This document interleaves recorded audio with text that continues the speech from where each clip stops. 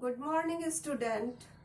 आज मैं आपको क्लास 5th में जो आपकी व्याकरण की किताब चलती है व्याकरण बोध, उससे मैं पाठ 1 भाषा, लिपि और व्याकरण पढ़ाऊंगी।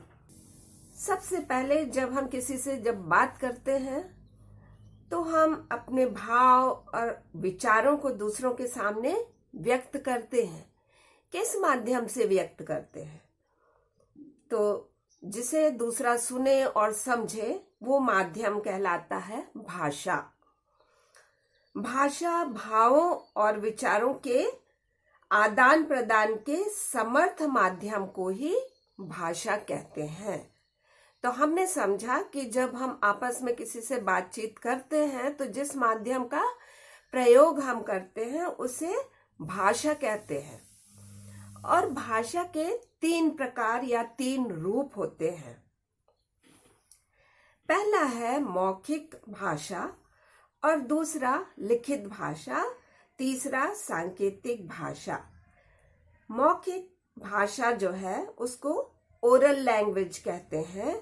जब हम केवल बोलकर अपने विचारों को प्रकट करते हैं या सुनकर दूसरे के विचारों को समझते हैं तो उस भाषा को मौखिक भाषा कहते हैं। दूसरा लिखित भाषा या रिटन लैंग्वेज। मौखिक भाषा के लिखित रूप को लिखित भाषा कहते हैं। अब तीसरी भाषा है सांकेतिक भाषा, साइन लैंग्वेज। जब हम अपने मन के भावों को संकेतों के माध्यम से व्यक्त करते हैं तो उसे सांकेतिक भाषा कहते हैं। जैसे कि आपने देखा होगा कि गूंगे जो बोल नहीं सकते उनसे जब आप बात करना चाहें तो वो केवल सांकेतिक भाषा का उपयोग करते हैं। इसी प्रकार आपने टीवी में भी देखा होगा कि गूंगों के लिए एक भाषा में समाचार, सांकेतिक भाषा में समाचार दिया जाता है। वो एक सांकेतिक भाषा है जिसमें कि हम संकेतों के द्वारा अपने विचारों को दूसरों तक पहुंचाते हैं। सबसे पहले अब हम जानना चाहेंगे कि राष्ट्रभाषा या नेशनल लैंग्वेज क्या है। नेशनल लैंग्वेज किसे कहते हैं? किसी राष्ट्र के संपूर्ण क्षेत्र में प्रयुक्त होने वाली भाषा को राष्ट्रभाषा कहते हैं और यही भाषा उस राष्ट्र में संपूर्ण विचार विनिमय का मुख्य साधन होती है। जैसे कि हमारे भारत देश में हिंदी भाषा जो है राष्ट्र भाषा के रूप में जानी जाती है। क्यों? क्योंकि हम में से हर एक भारतीय नागरिक इस भाषा से पूरी तरह अवगत है। अब देखिए हम पढ़ते हैं लिपि। लिपि क्या है? स्क्रिप्ट। किसी भी भाषा को लिखने के लिए संकेत चिन्हों की निर्धारित व्यवस्था को लिपि कहते हैं। सबसे पहले अब हम ये जानेंगे कि हिंदी, गुजराती, मराठी, संस्कृत ये सारी भाषाएं जो हैं देवनागरी लिपि में लिखी जाती हैं और उसके अलावा पंजाबी जो है गुरुमुखी लिपि में लिखी जाती है। अंग्रेजी भाषा रोमन लिपि में लिखी जाती है। अब हम जानेंगे कि व्याकरण क्या है। ग्रामर। ग्रामर के द्वारा ही हम भाषा को शुद्ध रूप में लिखना, पढ़ना और बोलना सीखते हैं। व्याकरण के नियमों के कारण ही भाषा सही और सुंदर स्वरूप प्राप्त करती है। भाषा के शुद्ध रूप और सही प्रयोग का ज्ञान रखने वाले शास्त्र को ही व्याकरण कहते हैं। इस तरह हम देखते हैं कि व्याकरण के भेद 3 होते हैं। मतलब व्याकरण को 3 भागों में बांटा गया है। पहला वर्ण विचार। वर्ण विचार फोनोलॉजी।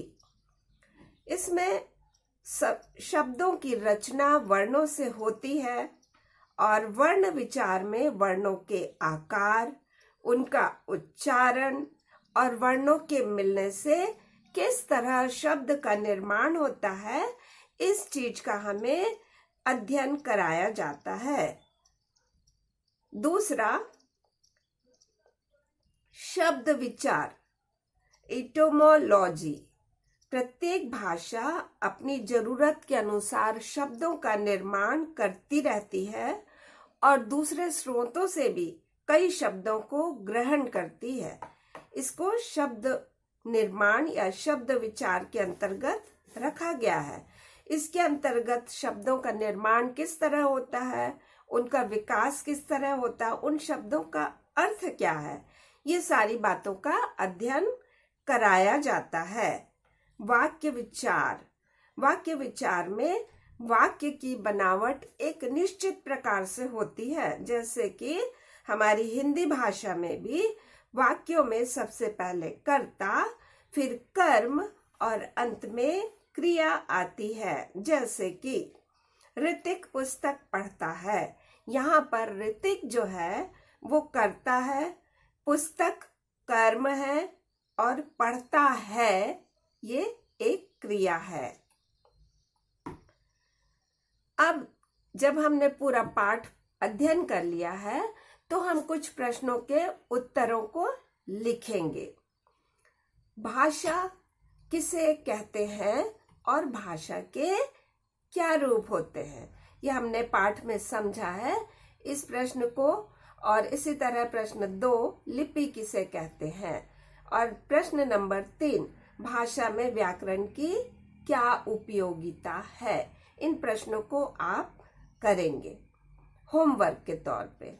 इसी प्रकार रिक्त स्थानों की पूर्ति करो। भाषा के शुद्ध रूप और सही प्रयोग का ज्ञान कराने वाले शास्त्र को व्याकरण कहते हैं। नंबर 2, जब हम अपने मन के भावों को संकेतों के माध्यम से व्यक्त करते हैं तो उसे सांकेतिक भाषा कहते हैं। नंबर 3, भावों और विचारों के आदान प्रदान के समर्थ माध्यम को भाषा कहते हैं। नंबर 4, हिंदी हमारी राष्ट्रभाषा है। नंबर 5, हिंदी में सामान्य रूप से वाक्य में सबसे पहले कर्ता, फिर कर्म और अंत में क्रिया आती है। प्रश्न ग, दिए गए वाक्यांशों के लिए एक शब्द लिखो।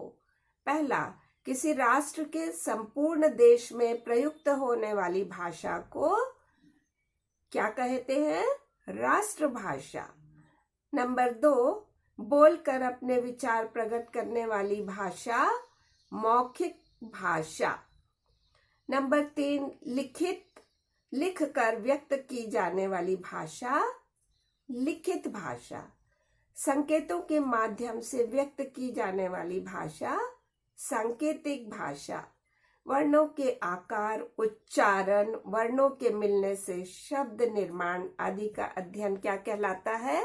वर्ण विचार। इसी प्रकार प्रश्न घ, उचित विकल्प पर सही का चिन्ह लगाओ। पहला है, लिखित भाषा की सबसे छोटी इकाई वर्ण है। मौखिक भाषा की छोटी इकाई है, ऑप्शन दिए हैं 4। पहला आ का ऑप्शन स्वर, दूसरा बा में व्यंजन, सा में ध्वनि और दा में शब्द। तो दा शब्द जो है उस ऑप्शन पे राइट का निशान लगाएंगे। प्रश्न घ का 2, कौन सा मौखिक भाषा का उदाहरण नहीं है? आ में दिया है रेडियो वार्ता, ब में दिया है भाषण, स में दिया है समाचार पत्र और द में दिया है टेलीफोन पर बात करना। तो हम देखेंगे कि समाचार पत्र जो है वो मौखिक भाषा का उदाहरण नहीं है, इसलिए ऑप्शन स में हम राइट का टिक लगाएंगे।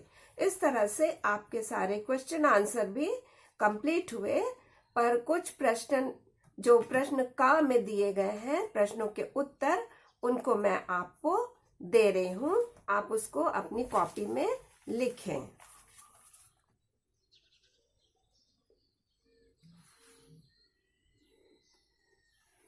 इस तरह आपका ये पाठ पूरा हुआ।